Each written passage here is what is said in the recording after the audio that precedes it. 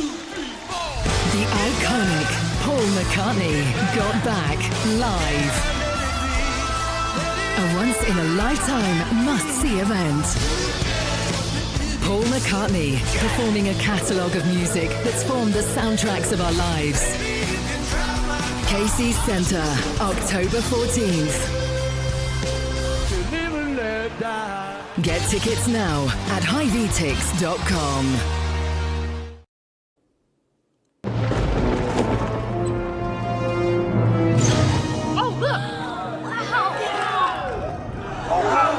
Derek, what's the guarantee? Derek? Mike, time to make history. Players in Circa Million make 5 picks against the spread each week with quarterly and full season payouts. Circa Survivor entries choose one team each week with no point spread. The last one standing wins it all. We have $21 million on the line. Are you in? Visit circasports.com for details. Attention all campers. Keith Murphy. What I do have are a very particular set of skills. Skills I've acquired over a very long career. Andy Fales. I'm telling you straight, it's my way or the highway. Powered by AD. Just a bit outside. Murph and Andy. Proudly presented by Ramsey Subaru, live and on demand across Iowa everywhere from the Channel Seed Studios. Murph and Andy, connected by cellular advantage. All right, here we go. It's the Murph and Andy Show on Iowa Everywhere. Happy Friday to you, everybody, along with Andrew Downs. I'm Andy Fales. Andrew, how are you today? I'm doing well, man. I'm doing well. It's kind of weird to be in here without Murph. Yeah.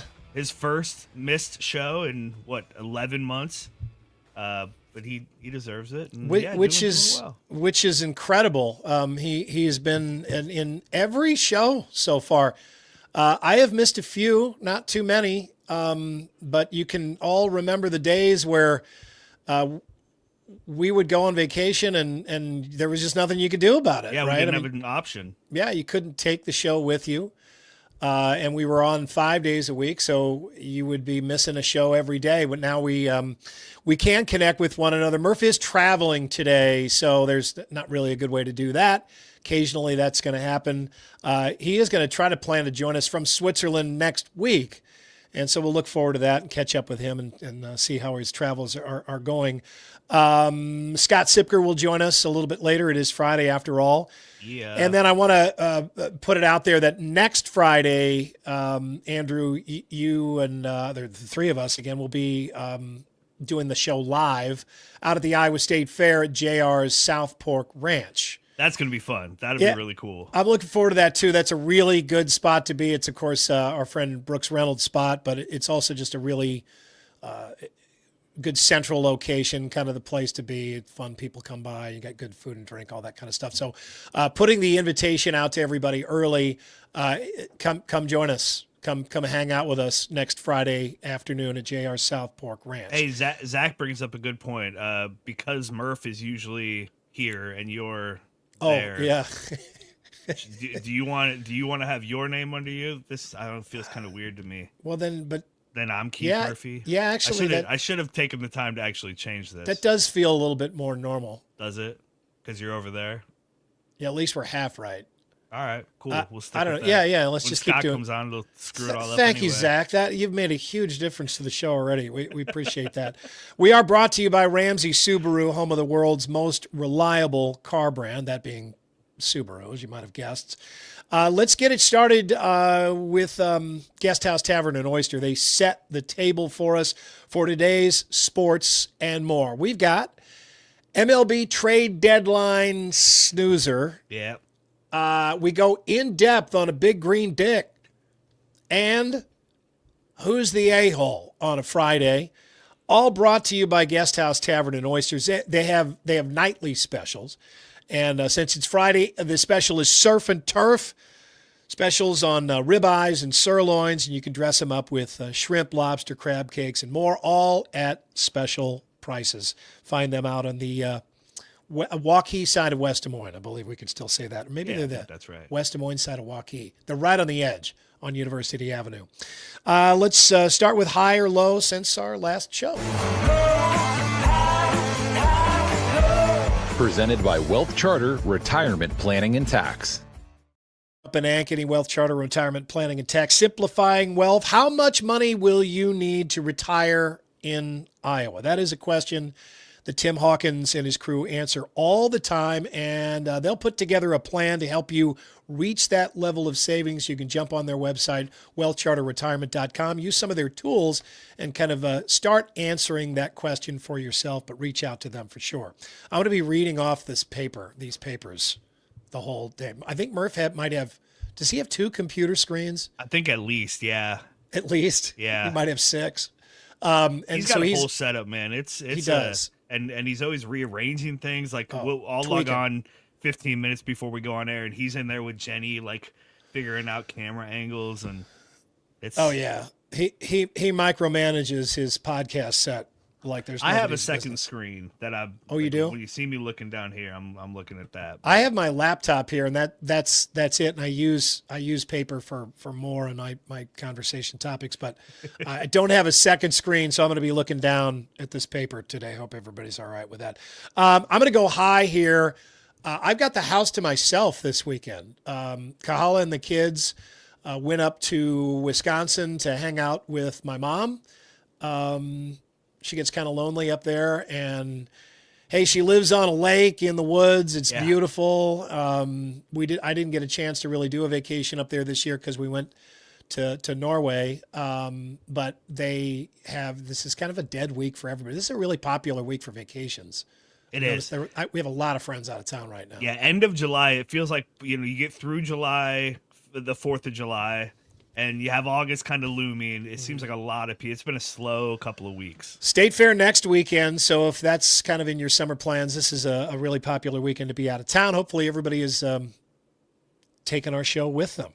Are you good when you're home alone? Like because you like to cook. I imagine you're not just like vegging and eating shit food. And because what happens to me is I get lazy, and by the time everybody comes home on like Sunday, I'm a piece of shit. I feel terrible because I've eaten terribly. I haven't done anything. I haven't really gone outside much. It's a bad situation for me. I enjoy it. Like I look forward to it, but it's not good for me.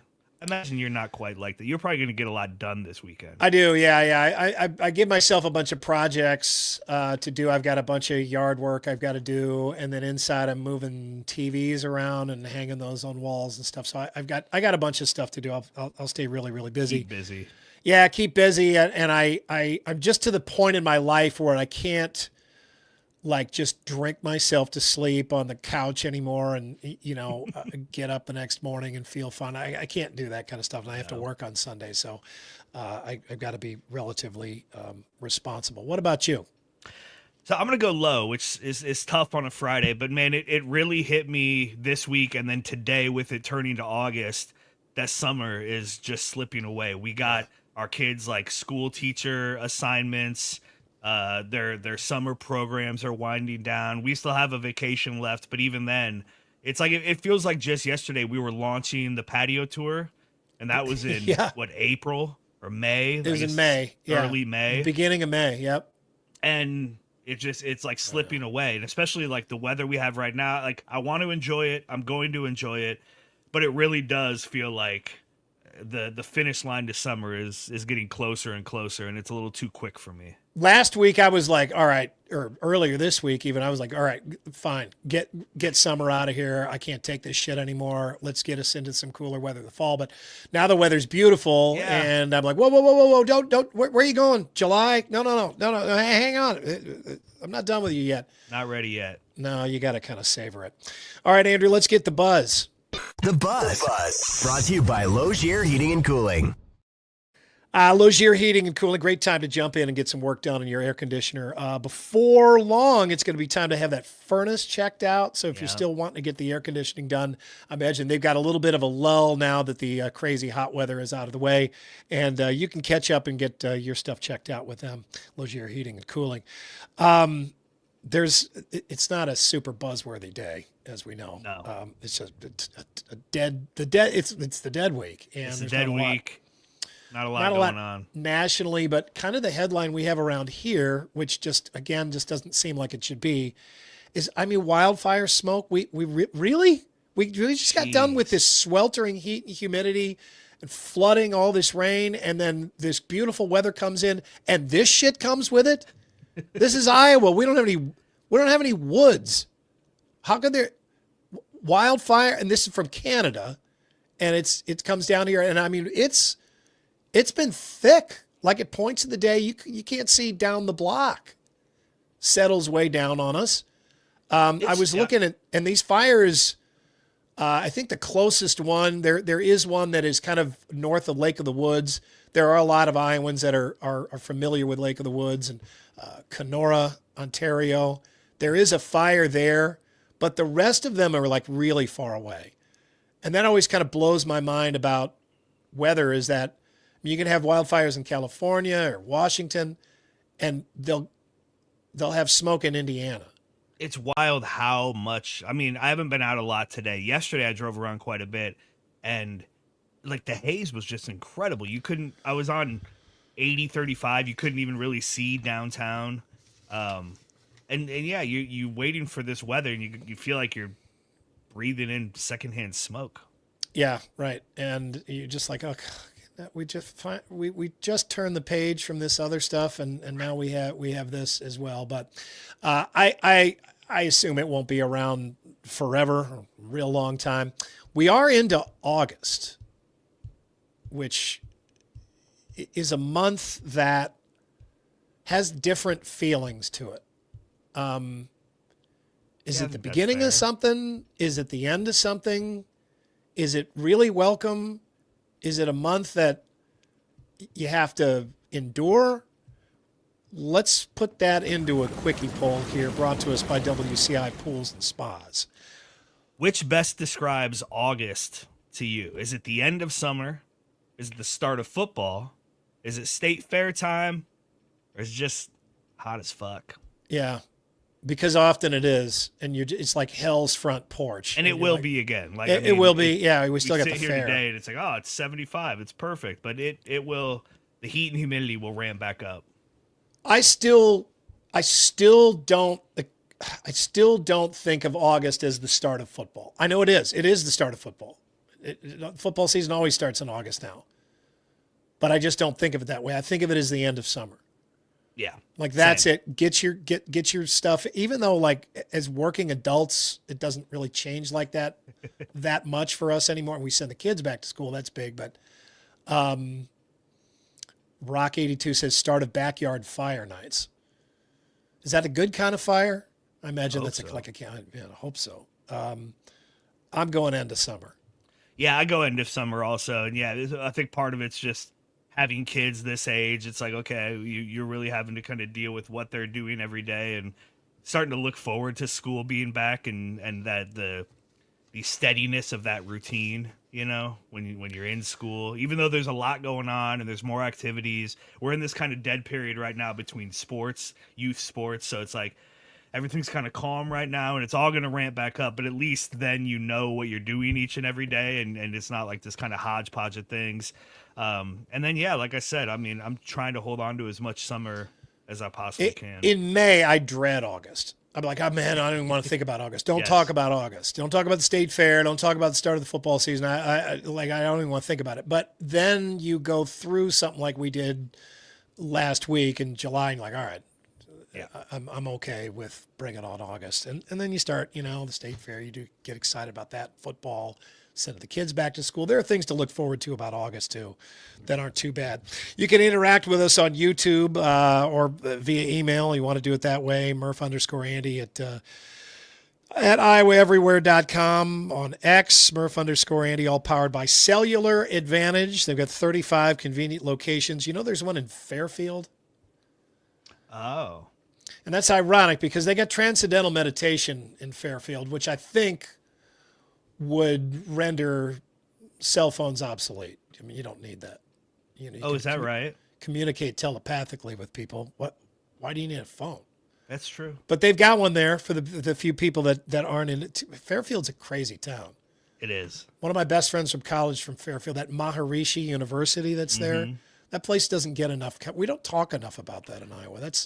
I can't believe that's there. Well, and like, does Jim Carrey still frequent that place? You remember he was used to go there, and like he jumped on the Fairfield baseball team's bus one day as it was like outside of McDonald's, and hey everybody, famous people go there. I think fairly often. Really good restaurant town because it's got kind of there's a lot of there's Indian restaurants there, some Middle Eastern restaurants, because I think that's kind of where that discipline comes from, that part of the world. But also just it's a very educated small town in Iowa. It's actually a really nice place. It's just weird that it's still there. But they still use cell phones there, and they've got cellular advantage. The Major League Baseball trade deadline came and went this week. And, Andrew, I didn't notice. I saw who the Cardinals traded. I read about it, but I wasn't. Yeah. There are years in the past where the Major League Baseball trade deadline was huge news in my world or in the world of Cubs fans. I can remember that where, you're really watching very, very closely. It's like it's an extra hot stove league. You're talking about these players who are available and what can you do to get them. And when you do, you're just like, oh man, you're so charged up about your team and their playoff potential now. What did you have to give up too much? How long are you going to have this player? Is it just a rental or is going to be with you for the rest of the year? Right. Does he have another year or two under a contract, that kind of stuff? But you're really plugged into it, but not me. Not this year. I didn't notice. I noticed for a couple of reasons. One, like a couple of the Twins fans in my life, they made a bunch of moves. We've had some people in the comments saying, hey, it wasn't a snooze fest for us. Jen's saying, hey, they gave away half their team. Yeah, they sold out like half. How many players? 9 or 10 players they got rid of?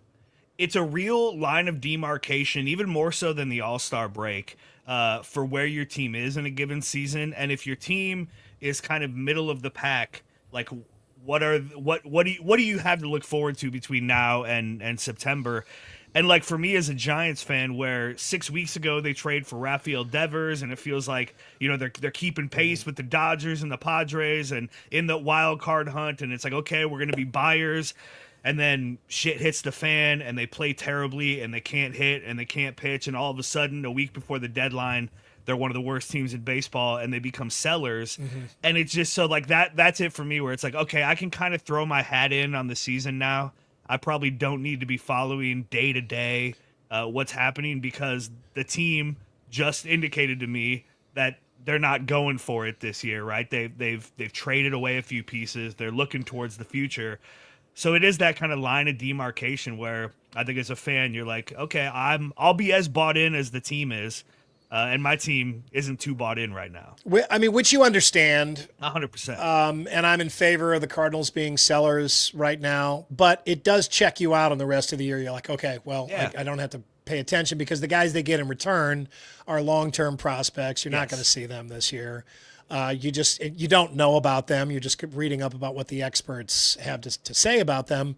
But you can really officially check out unless you want to watch some young guys and see, whoever's left on your team. What honestly, you're looking for changes, right? Yeah. Like why you're watching is a different reason. And there are times where the future. There are times where, like this year with the Cardinals, I wish they were bigger sellers than they actually were. Right. Now, I mean, be a seller, man. Get rid of a whole bunch of these guys. They ain't going anywhere with them. Yeah, don't half-ass this. But so many of them that you want to go have no trade clauses, and they don't want to go. I don't really ever understand that. If you've got a no trade clause, your team sucks. Wouldn't you want to be traded to a team that's going to the playoffs? You would think so. I would think so. I would. Hell yeah. I mean, you got you got a house? What do you got to mow the lawn or something? I mean, you worried about that? I mean, and that's the thing. These guys aren't making $60,000 a year. They can afford to live wherever they're going to live. Yeah. They can afford to change houses. They can afford to travel back and forth if needed, if their kids are in school or something like that. Yeah, I'm sure it's disruptive in these people's lives, no doubt, but they can handle it. And if the trade-off is being on a contender, I would absolutely take that. I did notice this stat line about the Cardinals, digressing away from the trade deadline. This was, even though I wasn't surprised, I was still alarmed. So Cardinals season ticket sales keep falling. And for the longest time, I mean, really for most of my lifetime, the Cardinals have been the surest bet in not season tickets, just regular tickets. Yeah. They have been the surest bet for attendance, one of the surest bets in all of professional sports. Certainly the surest bet in Major League Baseball.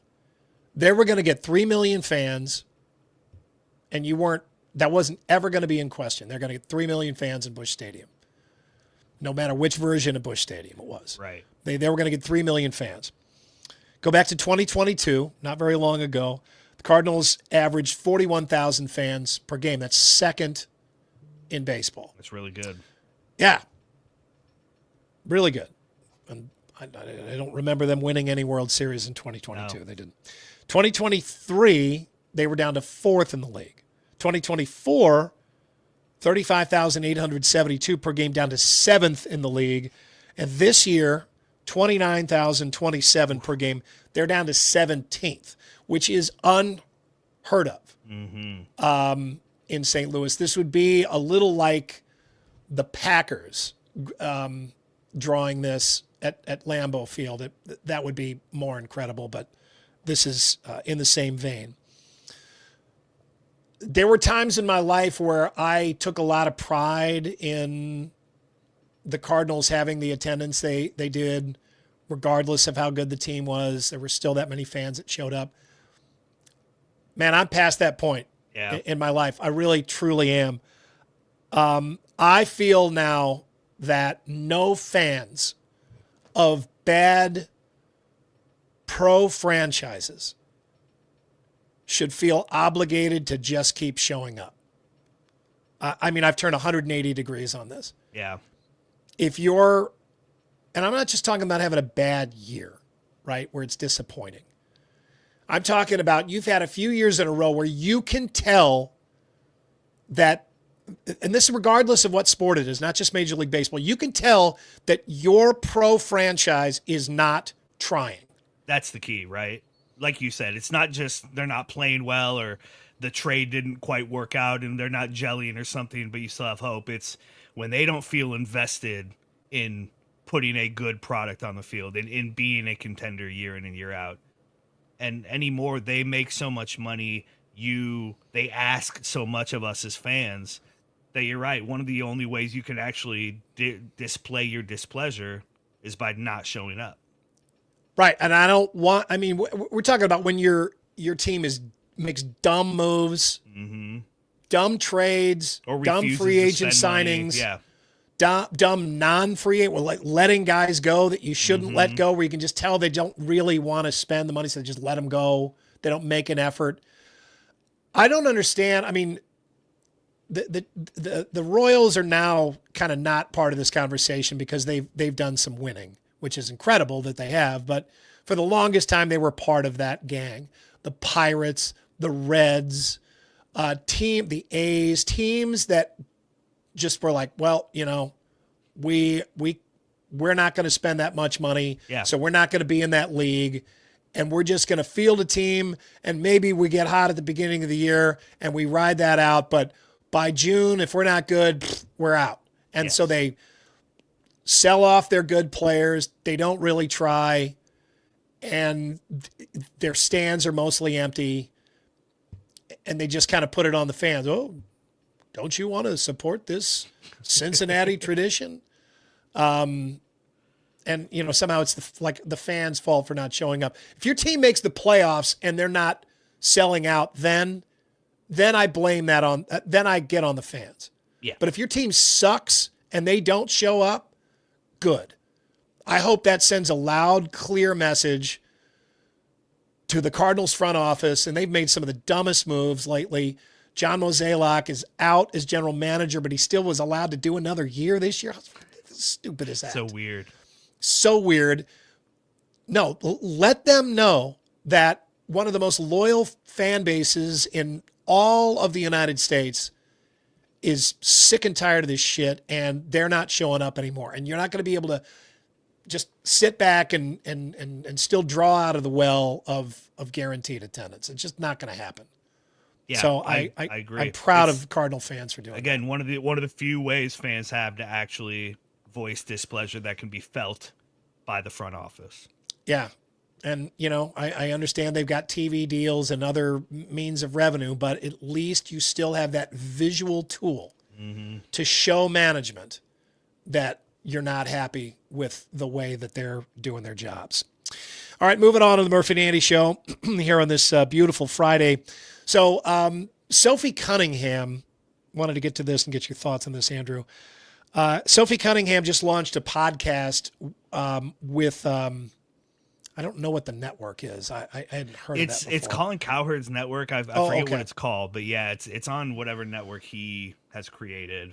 The podcast is called Show Me Something. She does the podcast with her childhood friend West Wilson, who I had never heard of, but I've looked him up, and he is he's on a reality TV show called Summer House. Yeah. On Bravo. I believe so. Yeah, it's a bunch of rich people summering in the Hamptons.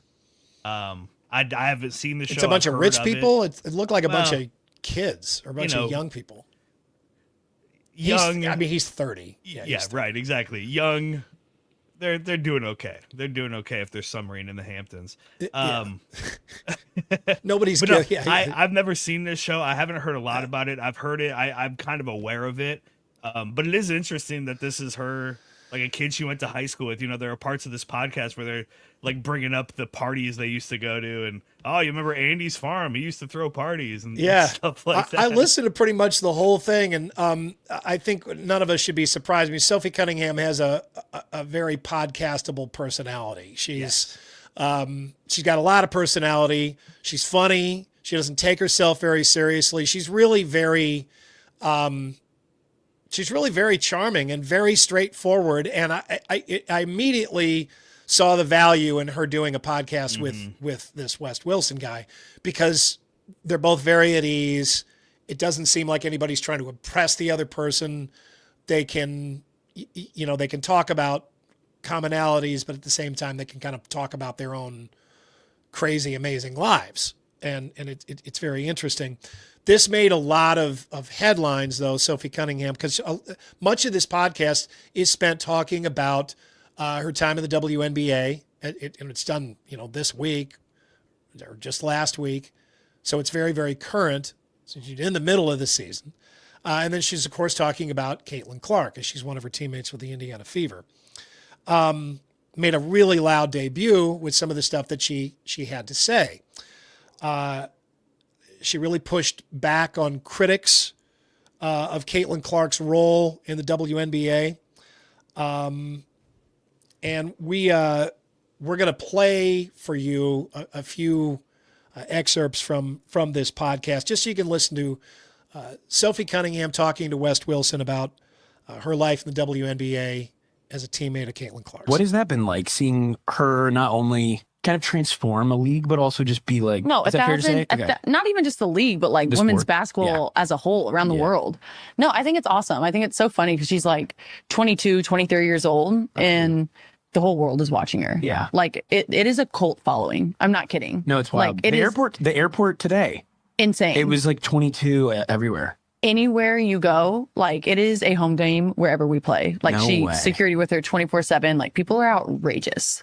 Like think of the most famous person that you know or have met times it by 10, 20. It's insane. No, I think that's what from what I've seen. Yeah, what in the is media, the outside? Like the outside the view discourse of the W? Is like, why bully the person who is like not 100% responsible, but like has a huge role in growing your sport? Dude, and it literally like pisses me off when people are like, she's not the face of the league. Who would be? What? Sabrina? No, there's really good, well-known people in our league. I'm not discrediting them. Like we have a lot of badasses in our league. Yeah. Like hell yeah to that. I'm all for that. But when people try to argue that she's not the face of our league, or if our league would be where we're at without her, you're dumb as shit. Yeah. You're literally dumb as fuck. It's so refreshing because I feel like a lot of people feel this way. A lot of us don't understand why the reaction to Caitlin Clark has been what it is. But then even the people who seem to be on her side don't speak this plainly about it. It's all being taken, it's all being aggregated and commented on. It's such a third rail issue right now, anything to do with Caitlin Clark, that everybody's so careful about how they talk about it. And then you hear Sophie Cunningham talk about it, and it's like, why are people being so careful? It's common sense. It makes sense what she's saying. And again, she says it so plainly and matter-of-factly that it was really refreshing. I, like you, listened to almost all of this episode, and it's not all about Caitlin Clark, and it kind of weaves in and out. But just the way she talks about her time in the WNBA and her time around Caitlin Clark, it was super refreshing to just hear somebody come out and just speak it as it is. Yeah, right, exactly. I think you sum it up well there.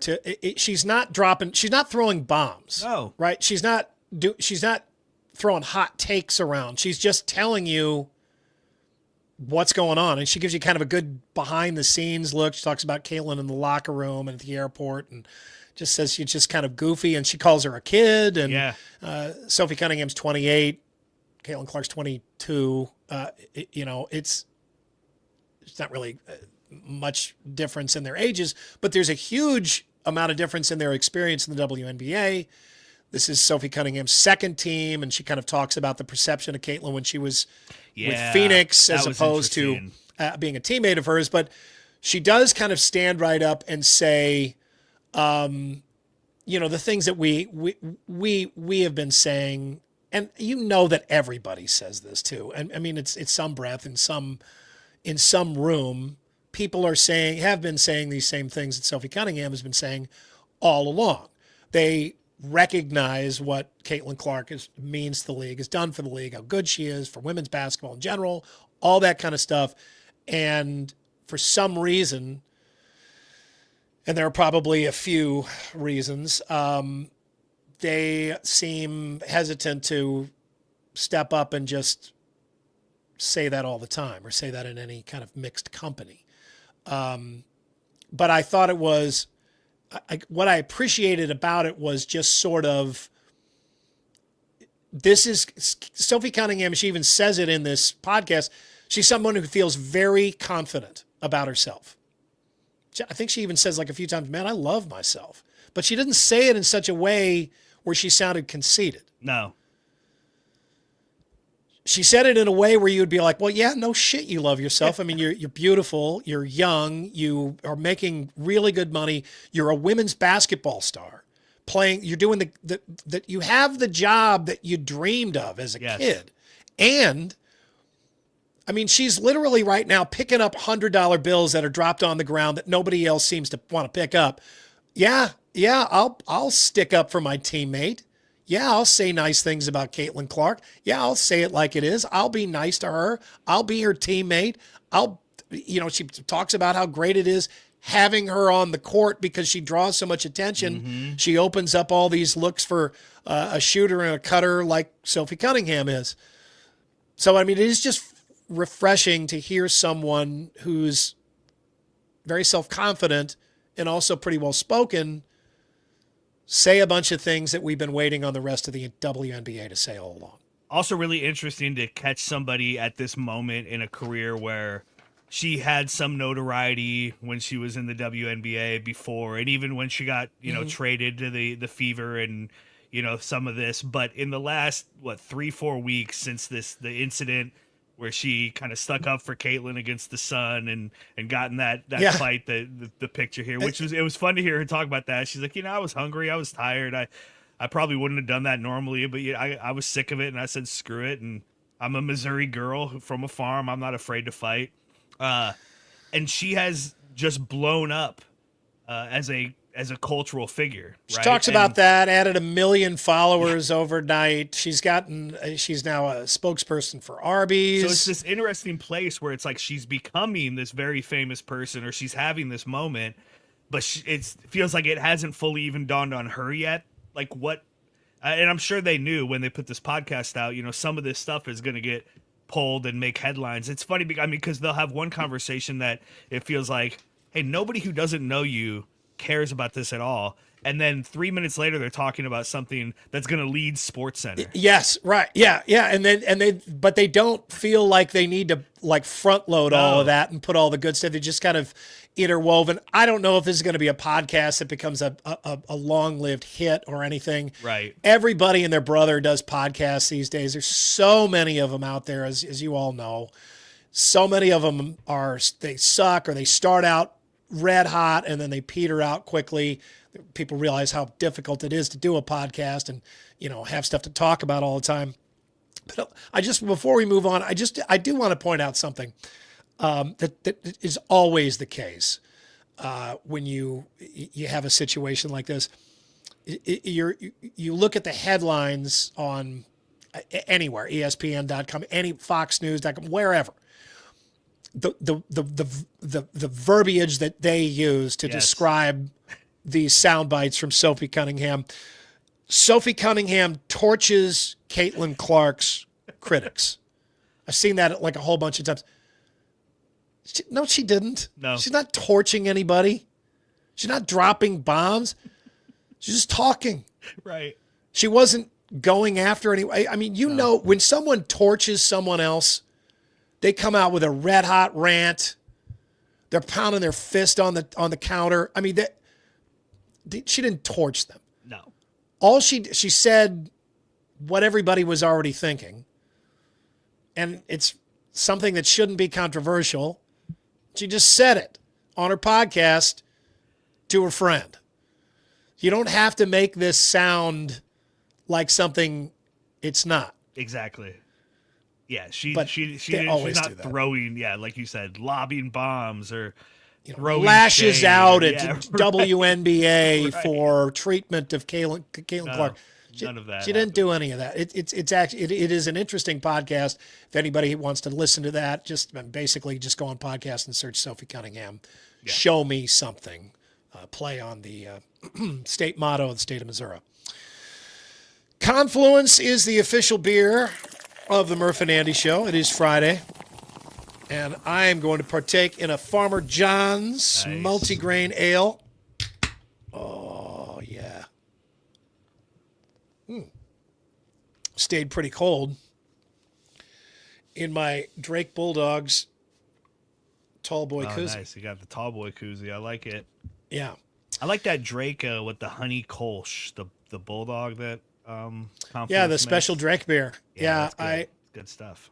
I have that. Sometimes I have people just like serve that to me at the bar when I go. They're like, here you go, Andy. Here's the beer you're gonna want. I appreciate it, but I was gonna get something else at the time. But yeah, that's fine. The Southside Citra is my favorite beer on the planet, and it's in season right now. So I've got a fridge full of it. I want to try all these after the show. So I'm not gonna partake. Yeah. I want to try the dark ale that won the big award. I gotta look that one up again. They won at the U.S. What is that? The U.S. Beer Open? The U.S. Open for beer championship. Sure. Totally screwing that up. The award that they just won. I want to try those beers. All right, it is time now here on a Friday to is he here? Yeah. Can we do this? Let's do Let's do this right now. Let's get some Scott. Let's bring in Scott Sipker. Scott School is cool. Yeah. Good news, everybody. Scott School is now sponsored by Carbless. Hey! That's not Scott School, but it could be. Also, what is Carbless? Tell me what that is. It's also now the main sponsor. Right? Yes, in a can. And it's also now the main sponsor for Overthinking.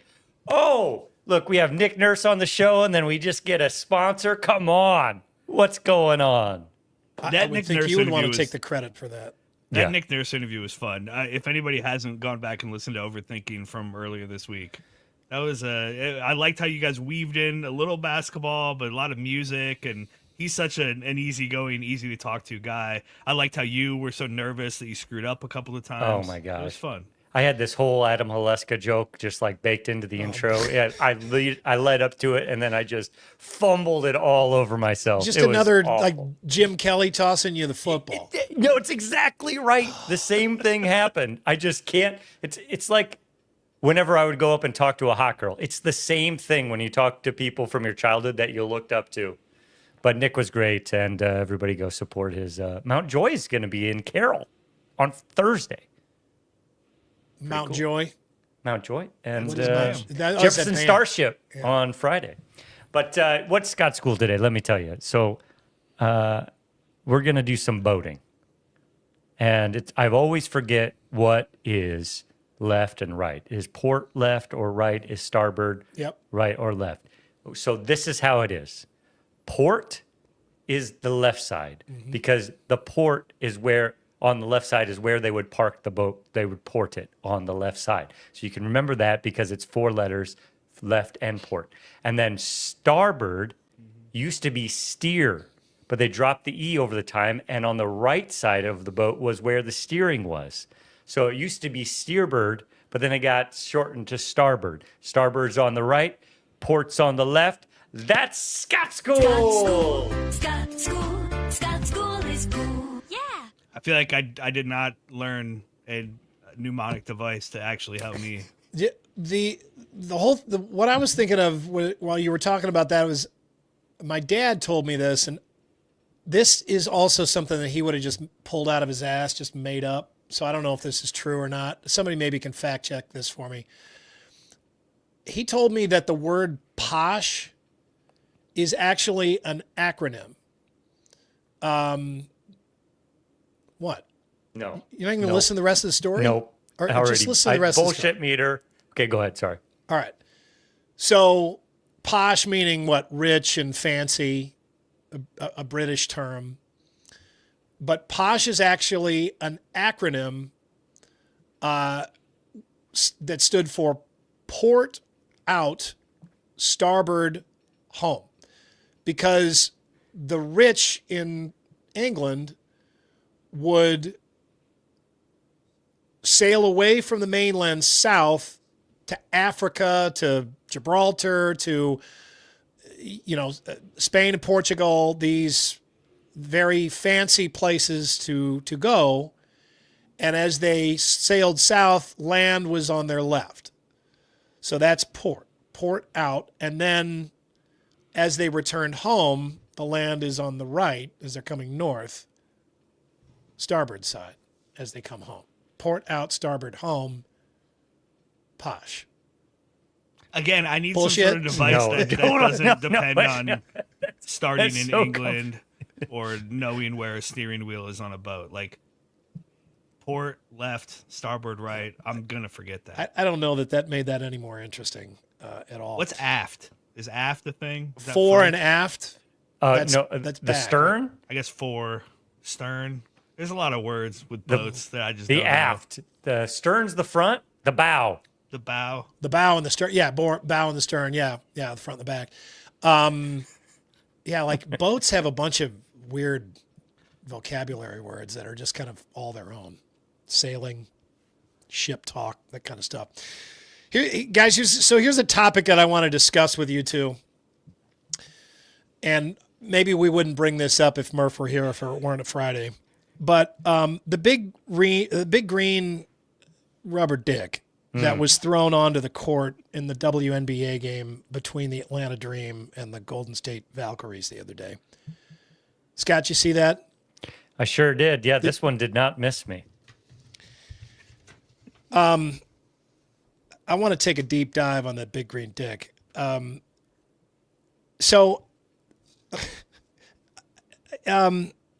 not so subtle irony, right, probably dawned on us right away. A dildo thrown at a group at a WNBA game, which I think we can say there are a number of the players in the WNBA are lesbians. Okay, we can say that, and everybody understands what we're saying there. I don't, Andy. Could you double click on that for me? I would guess that the population of lesbians in the WNBA is higher than in regular society. There are more. Okay, I think that's fair. I think that's fair to say. I'm not slamming anybody, just pointing that out. Not that there's anything wrong with that. No, right. Yeah, good Seinfeld line there. Now, I've heard a bunch of people say stuff like, joking, that they probably fell out of Brittany Griner's gym bag. And, that's a kind of gag that could really get you into trouble if you changed its target just a little bit, right? I mean, that's a pretty sensitive subject, right? That's a joke that is thrown around probably at lesbians a lot, and it's it's poor taste, and I'm sure they roll their eyes, and it's very tiresome. But this situation could have, if the target is off, the audience is a little different. This could have blown up into something that was just a huge controversy. I think so. Well, if it happened during a Caitlin Clark game, changes everything. If it's an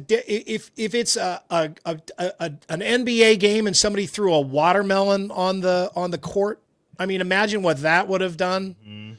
In those, I'm talking about like those kind of things where this could have really ignited a firestorm, and maybe in some circles it did. Right? Maybe this is talked about where there were some people that were very, very offended by this. I haven't really seen a lot read of into that, it. though, and I haven't either. I feel like we would have seen it, especially this week, given all the Sydney Sweeney jeans talk. I mean, you can't escape these kind of manufactured controversies because you got two sides, right? If there was two groups. We would have seen it. There's the group that gets highly offended all the time, and they rant and rave, and then there's the group that loves to point out the group that gets highly offended. They get offended by the people who are offended. Yeah, offended by the people who are offended. And then they end up making more noise than the originally offended group. It's huge, right? And it goes on both sides, politics, and it becomes a huge thing. But in this case, I've not seen that happen. And maybe it's just because it didn't land in the right arenas or... No pun intended. My God, that was terrible. Maybe it didn't. It just didn't hit the right circles. All of these are going to have a terrible pun in them. It bounced out of that center circle pretty. It missed the right spot though. I see this happened like 2 years ago to the Buffalo Bills. Like they were in the end zone. But to throw a male-shaped sexual appliance at a group of women, regardless if they're hetero or homosexual, that's something that could really upset people, right? But yes, it could. I did notice that it appeared to be a circumcised dildo. Does that say anything to you? I don't think dildos come with foreskin. That'd be that very specific there one. It is. Yeah. And maybe that's why they took it in stride. Look, it's happened before. We're not the first place this has happened. We saw this at the Buffalo Bills game a few years ago. We thought it was a flag. Turns out it wasn't. It just seems like in this case, it was something that was so ridiculous that it makes for good practice in just laughing it off and walking away, which is almost always, the best response. Somebody tries to offend you, or they try a joke that you're offended by or you don't like. Maybe it's about you, maybe it's about somebody important to you, maybe it's about a subject that you care about. The best response is almost always to ignore it or laugh it off and take the power away and just walk away. And it's also possible hard to do sometimes that a lesbian threw the dildo. Like a lot, you don't know who actually threw this, and you don't know why they did it, but it's funny. First off, dildo is one of the best words in the English language. It's so good. It's such a good word. It's such a good word. And then it's so easy to say. It wasn't even that giant. It looked like, just a medium. It's pretty big, man. That's a pretty. Did you? Look at that. I mean, well, maybe to you. It is the Incredible It Hulk lends dick, itself it to looks too like. many jokes. I mean, who? Don't make what it angry. size are those shoes? Then? Oh, you wouldn't like it when it's angry. Yeah, right. Yeah, if you taunt this particular appliance, it turns into the Incredible Hulk dildo. It rips its shirt off and starts going after people, throwing people through drywall. I mean, that's what it seems like most people have done. It seems like, I mean, because think about it. Somebody bought this and then they decided, I'm going to bring this to the WNBA game and I'm going to throw it on the floor. They might have used it first. Just think about that. That's uncalled for. So somebody bought this and they smuggled it into the game. There's no way they walked in holding this in their hand. That couldn't happen. They'd get stopped. But there's no metal in it, so maybe even if they went through a metal detector, it was undetected. But they brought it into the game, okay? Then they took it out and threw it onto the court. And they threw it hard enough to get onto the court and be noticed. And so somebody got busted for this. So somebody bought this, went to the trouble to smuggle it in, and they got kicked out of that arena probably for life. And they waited till like the end of the fourth quarter. It was like, I wonder if it was like, hey, are you going to do that? Like, the guy's buddy or what, he's like, hey man, you brought that thing in here.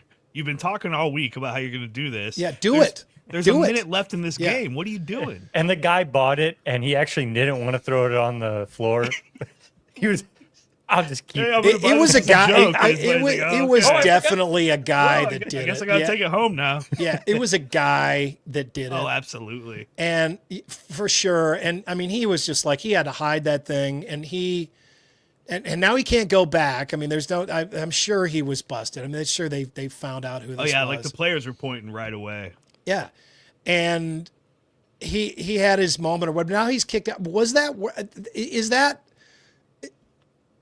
That's such a pathetic attempt at humor and relevance by this guy that I think it makes it easier to laugh this off and just be like, oh my God, that was so ridiculous. I can't believe that happened, and not be offended by it. Maybe that's why this wasn't a bigger deal than it was, because there's something about like sex toys that just, like those Inflatimates, the blow up dolls. Yeah. Like those things, like that's a sign of somebody that has a really sad life. Right. Andy, that is, and you could go there. You could go there with the conversation. Yeah, you could. Yeah, with the conversation, you could be like, "Oh my God, that's a cry for help.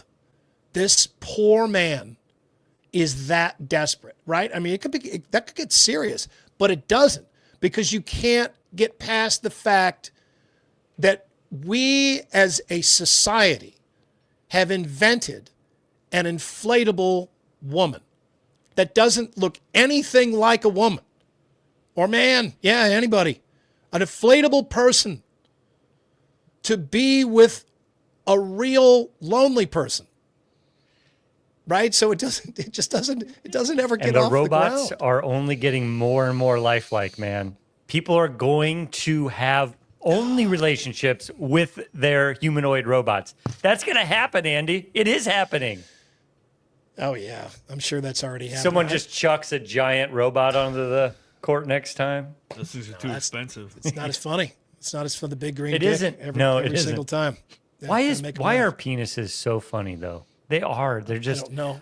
Like from the moment you're told like not to talk about it when you're a boy. They just look so funny. And Sideways is one of my favorite penis jokes. When Paul Giamatti's character sneaks back into that house of those trailer park people and he finds him railing her. Guy comes running out naked, and flopping his around. Dingleberries are just going boom, boom, boom. And then right up against the window. Absolutely no manscaping in his life. Running down the road. That actor did that. Oh my God. It's so funny. Oh, that's a good all right. All right. It's time for it's Friday. It's time for What's Bugging You. Yes, it is. Powered by Community Choice Credit Union. Hi, I'm Tom Coates. If what's bugging you is your credit card debt, please call us at Consumer Credit of Des Moines. Since 1987, we've helped over 100,000 people, and we can help you. Hey guys, it's Tony in Urbandale. What's bugging me is Indiana Fever head coach Stephanie White. I mean, what is she thinking? She's got the best player in the world, Caitlin Clark, and she's just sitting there on the bench. She's not even playing her. I know there's some sort of agenda against Caitlin Clark, and I just wouldn't think that, the head coach would be in on that too. I mean, she's just letting her ride the pine, and to me that is just insanity. I didn't think it could get any worse than Christy Sides, but here we are. I'd say the Fever need to fire Stephanie White and hire Lisa Bluter. Thanks, guys. Yeah, this is Dick from Sac City. Did I just hear that nerd Scott Sipker say that the nature boy Ric Flair is not a good wrestler? Well, let me tell you something about the nature boy. He's a limousine riding, jet flying, kiss stealing, wheeling dealing son of a gun. And by God, he's earned the title of the greatest of all time. 'Cause to be the man, you've got to beat the man. And I'm sure Sipker has never beaten any man in his life. Woo! Murph and Andy, this is Frank Drebin from West Des Moines giving you a call. You know what's bugging me today? Bikers. These guys, they refuse to bike on bike paths that are right next to the road. They sit there. I was behind one in a construction zone yesterday, refusing to ride on the bike trail that's, good 5-6 feet wide or right on the side of the road, except they feel like they're Lance Armstrong out there. In the Tour de France, they couldn't possibly ride on the bike trails. I don't understand it, Murph and Andy. I see it all the time, and that's what's bugging me on a beautiful Friday. Bikers.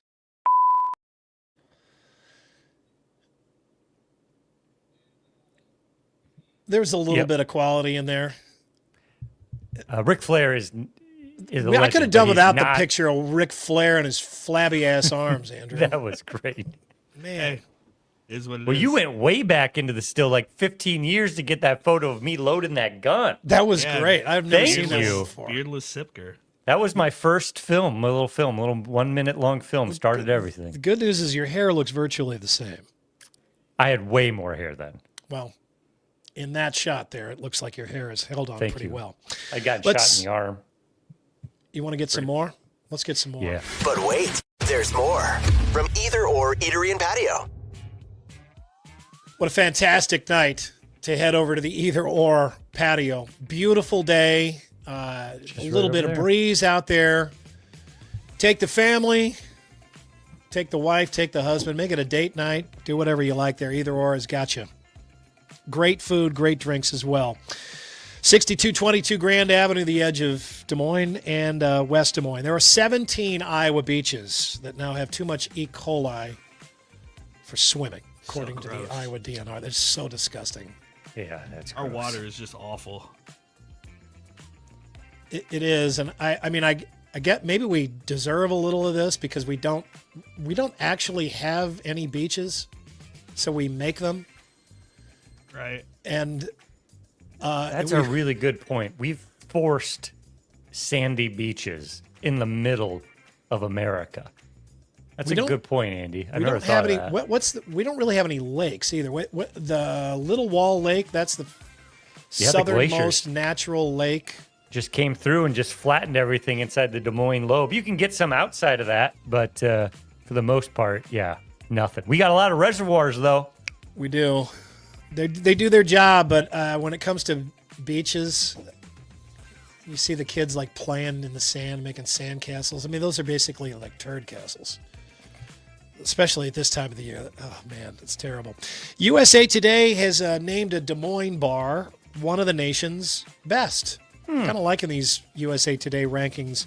Yeah. And I'm going to guess that Susan Stapleton of the Register had a little something to do with this. The Register being kind of part of the USA Today network. She being the food and drink critic with the Register. She does a really good job. I like Susan's stuff. And I believe she's a fan of Bartender's Handshake. She probably alerted her to them. You guys both know this bar as well as I do. I love this bar. They're not. This is where I met Rachel at. Oh yeah, because she was working there. Yeah. Day, right. Oh, cool. It's funny. It is a bar that does things that I can't. I'm a good bartender. Yes, you are. You guys know I'm a good bartender. Yeah. This is one of the bars that does stuff that I cannot do. It is beyond my skill set. This bar, Good News Darling, the Winchester in Valley Junction, those are on that list. I hate going to bars and ordering a drink, and they serve me a drink that I can make 10 times better at home. I was just going to ask you that. Like, that. since you've gotten into bartending over the last few years, has it become harder to? Like, I know my wife has trouble eating at restaurants where she thinks she can cook better than the staff. Yeah, Judy's a great really cook. Good, yeah, right. And so it's like we have to go to kind of high-end restaurants because she's like, well, I'll just make it if we're going to eat this. Well, I mean, I imagine you feel that way with some of these, especially you're paying 12, 15 upwards of that. Yeah, cocktails are so expensive, man. Oh my God, they're really expensive. I mean, it's not unheard of, even in Des Moines now, to get a $20 cocktail. And if it's not amazing, yeah, you better get something you can't make at home. Oh yeah, and Bartender's Handshake is one of those places that I go in and I take a picture of the menu and I try to go home and see if I can make it. But they make their own ingredients there. They age stuff for days. They steep stuff. They make their own bitters.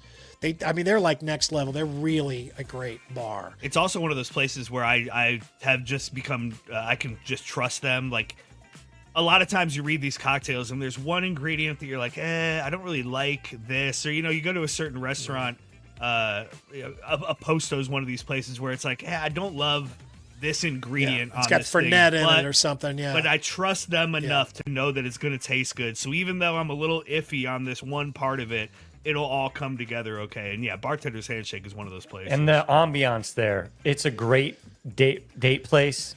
First date, or the 100th date, it's got great ambiance. The hipsters love it.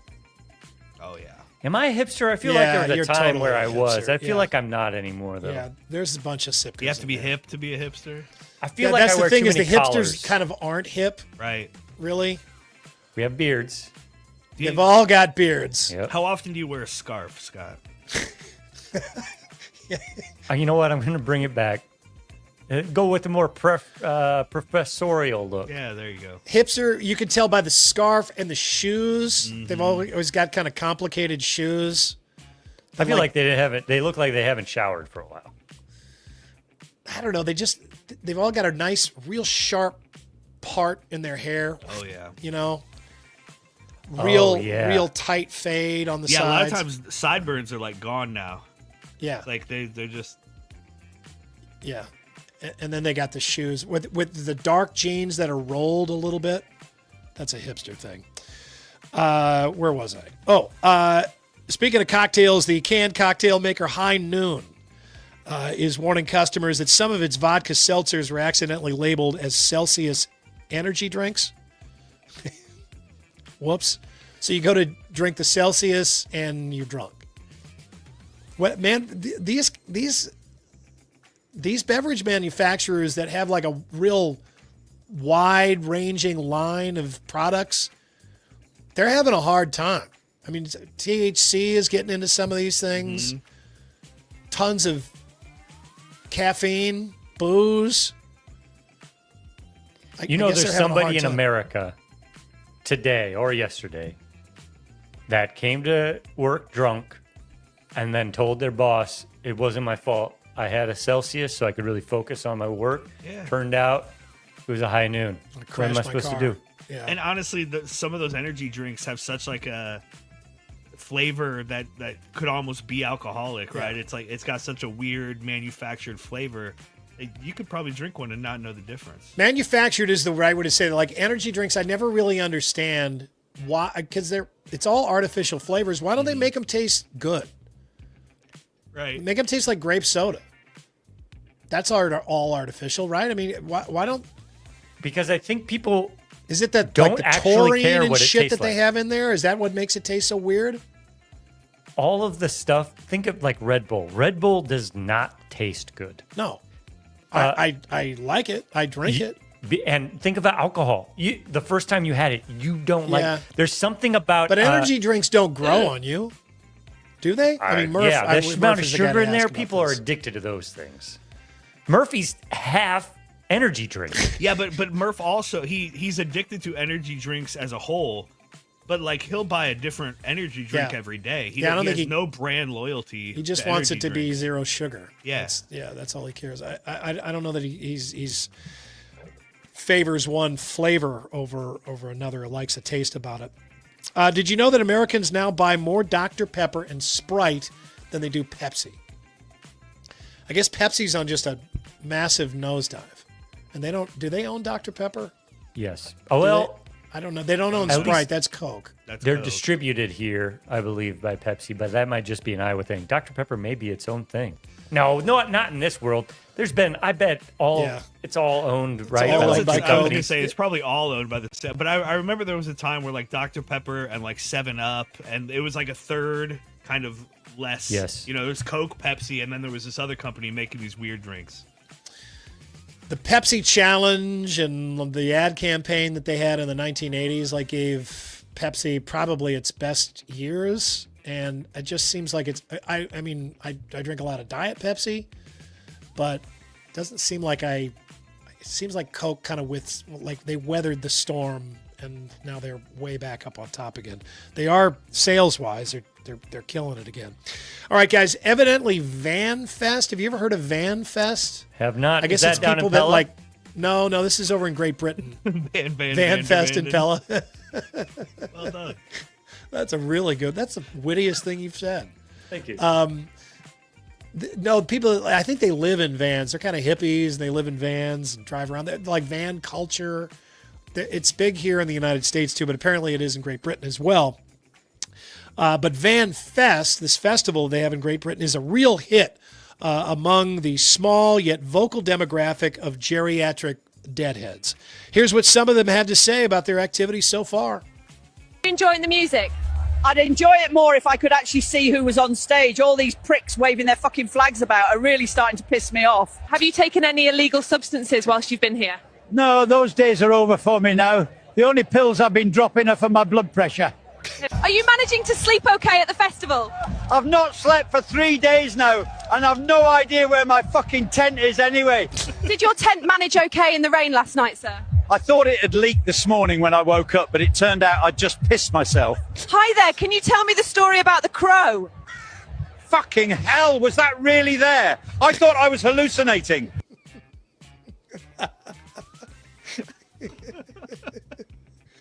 That was all AI. That wasn't real. Shut up, man. I hate it. I'm serious. There's no way that was real. That was AI created. It's real. I'm sorry. That was so fake. The way they all talked was so AI. They weren't actors. I know they were not real people. They're made up. That was that was AI video. You're being serious. I'm being I thought totally maybe these serious. people are like actors. Enjoying the music? I'd enjoy it more if I could actually see who was on stage. All these pricks waving their fucking flags about are really starting to piss me off. Have you taken any illegal substances whilst you've been here? No, those days are over for me now. The only pills I've been dropping are for my blood pressure. Are you managing to sleep okay at the festival? Look, there's somebody on fire behind him. I've not slept for 3 days now, and I've no idea where my fucking tent is anyway. Did your tent manage okay in the rain last night, sir? I thought it had leaked this morning when I woke up, but it turned out I'd just pissed myself. Hi there, can you tell me the story about the crow? Fake. Fucking hell, was that really there? I thought I was hallucinating. That might not be. That last one, that guy might have been just doing that for being an actor. But man, come on. I'm sorry, Andy. You've been taken. It's polluted funny. Mackenzie. It's just not also. real. She's, sorry. What is she? Yeah. Oh no, Scott's. Don't egg him on. It was real. Come on. Sorry. On this day, 1990, so good. But it's funny. I wish it was real. We're screwed. I know. I mean, it's literally within a few years. It's what can you not say this what's about? Real and what's not real.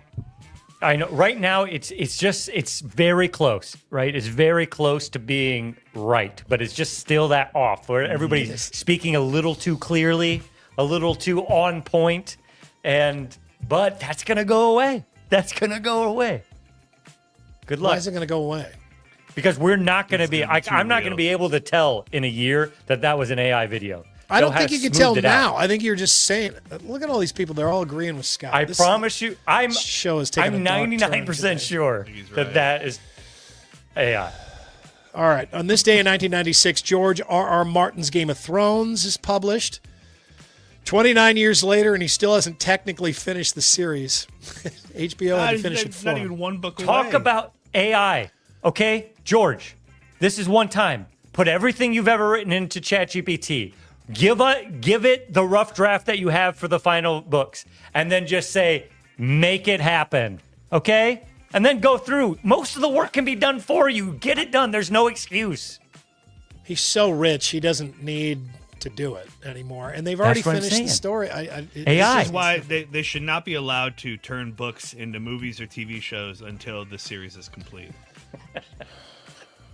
You take the NCAA gonna Well, when is it enforce ever that? really Well, 'cause- and, complete? They like, can just now, is add he- more to it. Is he going to finish the story so that it matches? They've already finished it. The HBO series, or is he I going to know, do something was he- drastically different because people didn't like the way they finished the HBO series?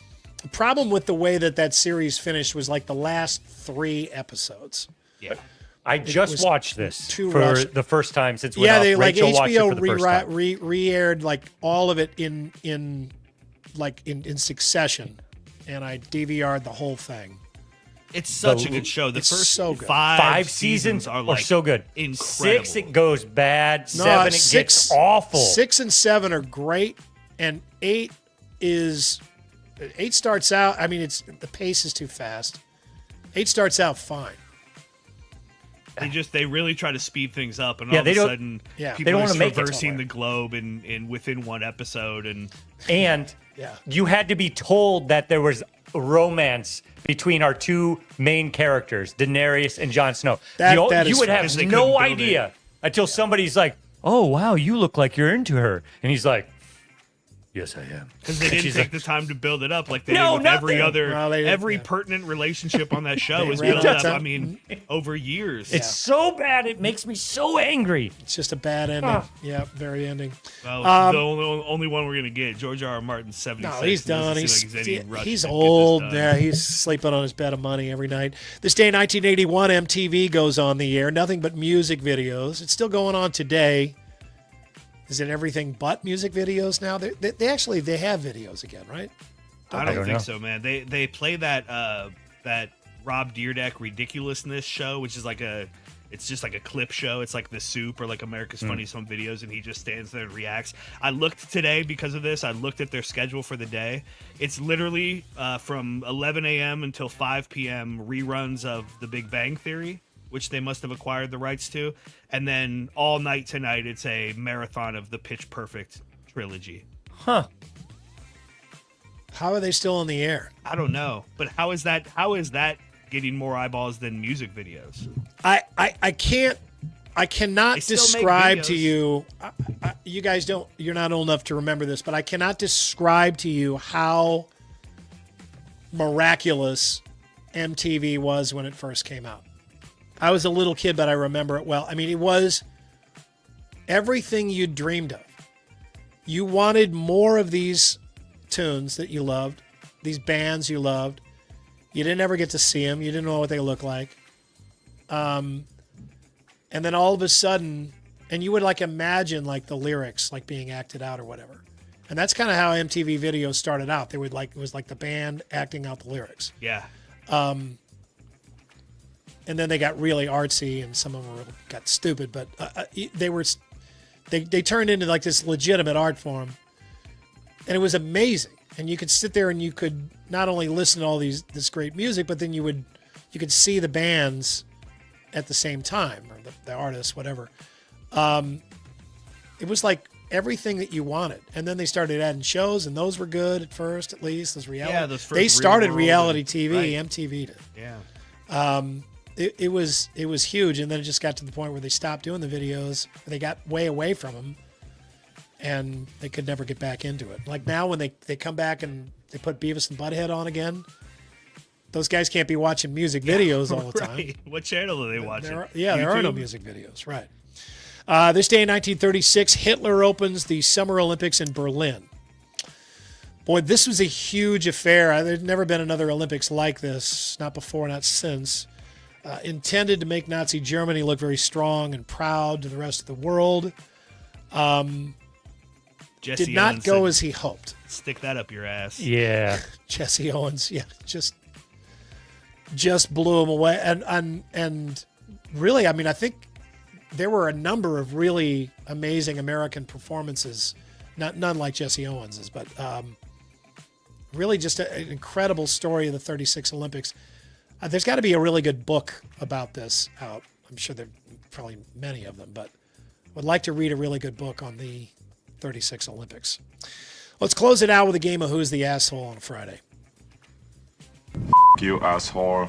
You're an asshole. Stop breaking the law, asshole! Back off, asshole! This machine just called me an asshole. I knew it. I'm surrounded by assholes. Keep firing, assholes! I'm an American. You're a sick asshole. All right, I found this one on Reddit. It reads as this: my buddy came in town for a wedding and asked if we could watch his kid overnight. Of course, we said yes. We were genuinely excited to host him as we don't get to spend much time since they live so far away. Well, the day comes, they drop him off, and within 30 minutes, it's clear that this kid is spoiled rotten. He throws tantrums when he doesn't get exactly what he wants. He won't share with our kids, who are now confused at how this kid could get away with so much. It's an overall awful experience for all of us. The next day, when my buddy comes to pick up his kid, he asks how things went, and I was honest with him. His kid acted like a spoiled brat the entire time and kind of ruined all the fun things that we had planned. My buddy lost it. How dare I call his kid a brat, etc. He stormed away, and we haven't talked since. I was just trying to help, but other friends have taken his side, saying it's not my place to criticize his parenting, especially when I only spent a few hours with the kid, but I know how this kid is going to turn out. Who's the asshole, my buddy or me? How close are you two? I don't know. Or is this guy? I mean, close enough that he dropped his kid off overnight. Yeah, so that's pretty from close. Out of town. I mean, I don't want to just jump on the grenade here, but I'm going to this is whoever the dad is of the kid being babysat. They're the asshole. If you raise an asshole kid,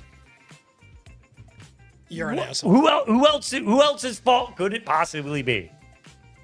How could you raise a child that has no respect for other people, has no respect for sharing, has no respect for authority of someone else's domain?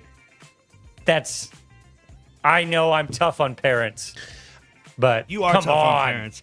And I generally live by if it doesn't need to be said, don't say it.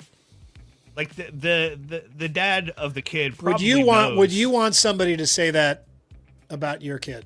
If my kid was I want to know if one of my kids is bullying a kid or starts a fight or is a constant problem. If he's in a weird situation for a few hours and he doesn't act exactly how you want him to act, and it didn't hurt anybody, and it's not going to affect anything going forward, I'd probably rather not hear it. Dylan brings up a good point. Depends on how the friend phrased spoiled brat. Could have just said the kid was tough to deal with. Yeah, brat is well, maybe this guy is just kind of paraphrasing. I don't know. I don't know. I say if he was a brat, calling him that might be the slap across the face, proverbially. I said that word wrong. This guy needs. You maybe need to know that your kid is a brat. That you're raising a little jerk. And that is not the kid's fault. That's not the kid's fault. What are they going to do? The kid being an asshole is an option here, too, I think. Because sometimes kids are just assholes. Yeah, that's true. I mean... some of this depends on the age. I'll tell you that kid. this friendship is done. Or it is on extremely thin ice. Yeah, it's a good thing they don't live in the same town. I mean, I want to know when my kids... What?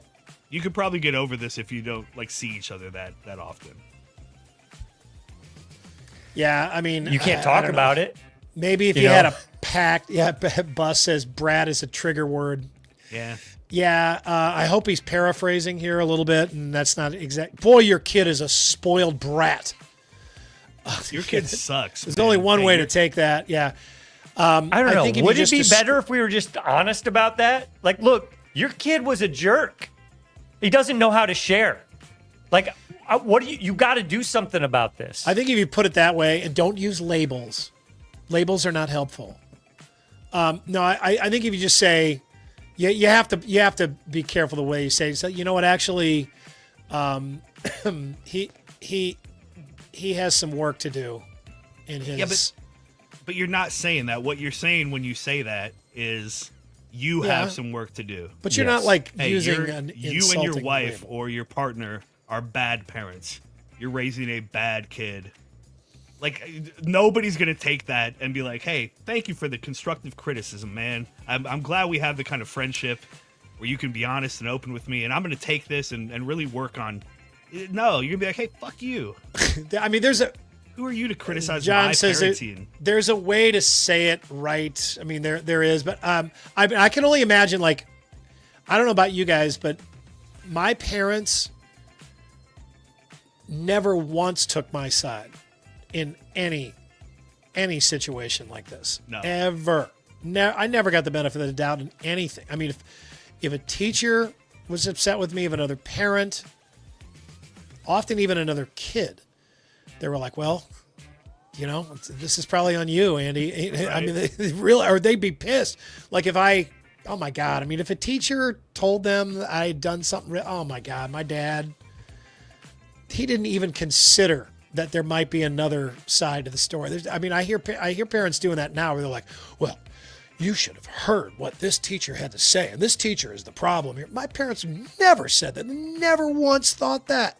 Never. That makes me so mad that people say that about teachers. I mean, I know there are not perfect teachers out there, but... Or the neighbors or anybody tough else job. that was just like pissed at you, like you did something. Like my parents were like, they were 100% on that person's side. And if they heard this about me, how old is this kid? Any idea? I didn't really say. I'd have And gotten that worn is a out. factor. I mean, because if the kid is 10, it's different than if the kid is 4. 2 or something. Yeah, right. Yeah.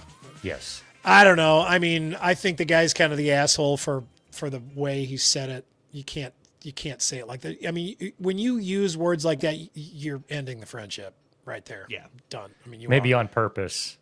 Because if Maybe you're raising maybe a the kid child was- like that, maybe the I kid don't want was to be your that friend. bad. Well, how did it go? He slept in the dog kennel last night. That's how bad it went. You're lucky I didn't strangle him. That's your more, everybody. It is time now for ThrowDowns. ThrowDowns. It's ThrowDowns. Backed by Heartland Tire and Auto. Heartland Tire and Auto, treating you like family in Ankeny, Waukee, Knoxville, Boone, and Creston, an authorized dealer of both Firestone and Bridgestone tires. Andy, we'll start with you. The NFL preseason began last night. We're 3 weeks away from the Cyclone season opener. For you, when is it football season? It's football season when the first college football game begins. I mean, that always happens before the start of the real NFL season. So that's when it starts. Maybe there's a little bit of a delay until the week of the Iowa State game where it just kind of feels like that first week is not totally real, but for the most part it is. It's the first college football game of the season for me. I got to go with whenever I have my first fantasy football draft, which is usually, around the time of the state fair at the end. Because now I'm locked in. I'm locked into news and notes, roster movements, trades, signings, injuries. I am fully, I love fantasy football so much. I am fully locked in. And now this year, Buffalo Bills on Hard Knocks. So I'm going to, might be football season starting next week. That's coming up probably next week, huh? That's that'll right. Be fun. Go Bills. All right, Scott, I got this from Cyclone Burner account on X. Rank these stadiums / arenas. Kinnick, Jack Trice, Hilton, Carver Hawkeye. Ooh. However you, I'm yeah. not gonna give you any more criteria. I think I go with Kinnick first because it's the most historic.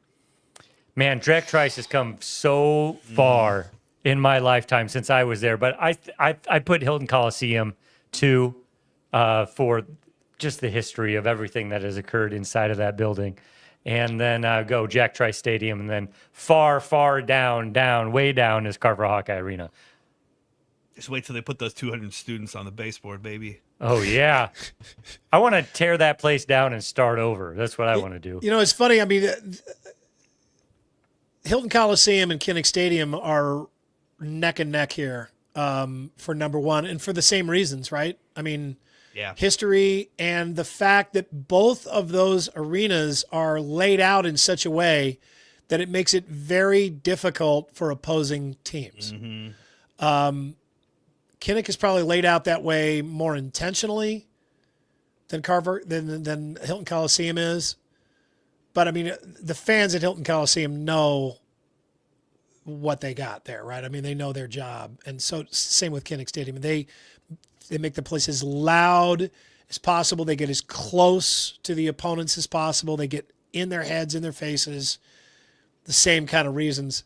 I guess I'll give a little bit of the edge to Kinnick Stadium just because it's a much bigger place and it's older, but also more attractive on the outside. It does not look like something the Soviet Union built. Then Jack Trice Stadium, which has come so... campus does. It's just so Soviet over there. Yeah, the brutalist. That's my home. Yeah. That's my alma mater, and it just looks like I'm walking through Moscow, circa 1974. It is funny, though. I mean, 20 years ago or 25 years ago when I started here, that Jack Trice Stadium would have been absolutely last on this list. Absolutely last. No question about it. Yeah. It is even 10 or 15 years ago. I mean, really before they didn't have that big video screen. It wasn't bowled in at all. It is now. I mean, it is a strong third here, and in many ways, it's better than Kinnick Stadium. In many ways, it's better than Kinnick Stadium. It's much more accessible, much better tailgating, much better. The sight lines, I think, are probably better. It's easier to move ingress and egress, much easier. It's easier to stay sober. Good point. Maybe to stay sober, but nobody in there is easier sober. to get out at the end because most people left at halftime. Oh. Here we come. It's football season. It's football season. Everybody, Andrew Downs bringing it strong. Andy, I've got a decent vinyl collection, and I sort by genre. I've had a question like this in the past before. I don't have enough reggae for its own section, but I do have a few Bob Marley albums and one or two other reggae-type musical albums. Into which section should reggae be sorted? Is it like hip-hop, R&B? Is there a black section? Not really, no. I don't. You don't segregate by race. Yeah, it's not segregated. No, it's not. My record collection is not. It'd be tough if He it and was. Jimi Hendrix in there. Here's the Asian section. I mean, is it?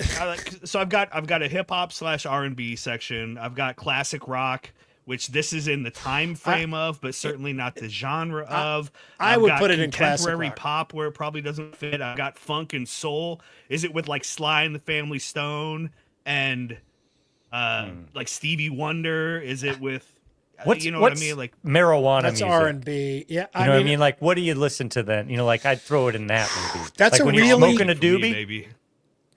Yeah. Is there a high section? All of it. Can I suggest that maybe it's the way you categorize things? Maybe just go straight alphabetical. No. No, he don't want to. He just wants. I put it in classic rock, I guess. Because you're gonna have. I mean, like, you want me to do 800 albums alphabetical, and then that's what I do.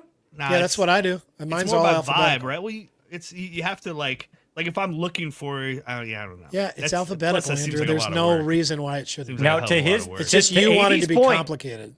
A record store does it the way 80 does it. Yeah, just to be alphabetical to his within point. genre. God damn, we were doing so well. We were like way ahead of schedule, and then Scott came in. Yeah, that happens. All right. Is that it? Is that the last one? That's ThrowDowns. Classic rock. That's the answer to that one. That's ThrowDowns. Interesting. I think if I put it in classic rock, I would never listen to Bob Marley again because it just wouldn't. Because sometimes I'll just kind of leaf through it. It's like, hey, I want to listen to some hip hop. Well, so I'll why just don't kind you of leaf through the hip hop get yourself a reggae section and get some more albums? Where do you put Andre 3000? That's where I'd put it. Whatever you do with depends. that. Outkast goes with hip hop, but the Fluid album probably goes with Sly and the Family Well, Stone. sounds like maybe this black section is calling your name. Yeah. Okay. How weak would the white section be? I don't know, it'd be pretty if you have some good There's country a lot in of there. dust. There's a lot of dust on this half of your album collection. Yeah, that's the white section. There's some crossover there. Yeah, come on, man. There's lots. Does Asia are they an Asian band or were they English? What were they? They're definitely not Asian. They were a mix. Yeah, they were not. They were everything but Asian. I guess it all falls apart now because I guess when you have a band that's mixed race, what do you do then? Who the hell came up with the name for that band, Asia? What a dumb name. These guys, it was like a super group made up of guys from other big bands. Well, I guess it's the biggest continent. No. Is Africa land-wise, bigger? it's the biggest continent. Yeah, people-wise, too. It's the biggest continent, period. Yeah, Asia's bigger than Africa. Africa's really big. I know, so is Asia. A lot of people in there. Sponsor shout out of the day, the Kabursky Brothers Lawn and Landscape to them. The gardens in my yard, they've finally gotten a break from all the heat and the storms. Grimaldi's fan photos. What do we got going on here, Andrew? Yeah, we've got, so this is Ethan Hohenadel. Sure. Hohenadel. That's probably what it is. That's not him right there. That's his daughter who played in the 2A softball championship for Van Meter and hit the walk-off home run. Oh, she's connected on that one right there. Got the arms extended. Yeah, right. And here they are with the trophy after the game, and they're going to go celebrate at Grimaldi's in West Des Moines. Oh, that's a good place to celebrate. Just get a big old pie. Yeah, look at that swing. Just get. That's a great picture to right have. in the meat of the bat. Oh, that's one of those you have so framed good. for the rest of your life. Smoke that ball. Oh, by the way, this was to win the state championship. Keep sending us those Grimaldi fan photos to Murph_Andy at Iowa everywhere.com. Time for the Andrew Downs audio drop of the day. We call it the 80 From Square. the files. Whoops, sorry about that. We'll back that up just a little bit here. It is powered by Game Day Men's Health. I go to the Ankeny location in Prairie Trail. Andy goes to West Des Moines. Got my shot yesterday.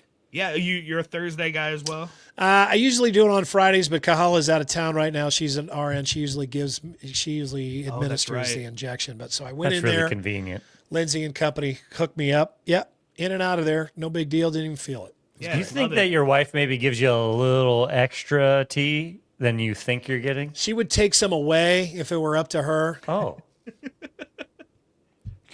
We'll just leave that one there. Sorry, it is Friday, so some parental advisory is necessary. None of these bleeps are necessary. It's all innocent conversation, but I place bleeps to make you hear things that aren't actually being said. What you hear is on you, not us. It's This Week in Iowa, unnecessary censorship. From the files of some headlines don't need stories, we're bringing you this. Man caught women's butts inside Nordstrom rack. What causes a toy to bounce like that, Andy? My bouncing experience is extremely limited. How would the Browns think? Oh, let's just ourselves, and we'll turn that into a viral moment for our brand. No, that's what you're already known for. Like, you are known for yourself. It's a shot from behind a couple at a Yankee game, and clearly the guy played the old make my disappear game. And the woman is just squirming all over the place. Indiana Fever guard Sophie Cunningham debuted the Arby's partnership while arriving at a game against the Chicago Sky. This is the shirt. Hot girls eat. Yeah, Arby's is selling the now viral crop top that says "Hot girls eat." Well done. Oh, that one caught me Good, by Andrew. surprise. That was a really good one. Oh, good stuff, Andrew. Quickie poll results presented by WCI Pools and Spas. They've started their state fair specials this weekend. Order that pool for next summer or order that hot tub for this winter. That'll make you look forward to winter a little bit more. Which best describes August to you? End of summer, start of football, state fair time, or hot as you know what? Scott? State fair time, man. Really? We're just about here. New fair food reviews return in 6 days. That's right. You do that. That is good. Check out those double bacon cheeseburger balls at the Bacon Box. I did a story with the old ladies that put those things together the other day. They were really funny. God, the food looked amazing. Were they real old ladies or AI old ladies? They were real. Okay. I don't want you to be doing this every time, making me sit here and not believe that there are still real people doing stuff. I'm sorry, Andy. You got to know. You got to be real careful. You're gonna get tricked. I mean, you got to have your eyes open. That's all That's I'm saying. right. You know. Do your own research, man. I did. That was real. It was from. I'm sorry, England. Andy. Pissed me off. I love the Thank vegan you. who was eating a hamburger. That was great. Thank you from the bottom of our hearts for putting up with us today, for being a part of Murph and Andy, local sponsors, supporting local media on Iowa Everywhere. We truly appreciate it. Hope you have a great, great weekend. Please like and subscribe wherever you are, wherever you get your Iowa Everywhere podcast. We are back on Monday, and we hope you are too. Murph and Andy was brought to you by Ramsey Subaru on Hickman Road in Urbandale.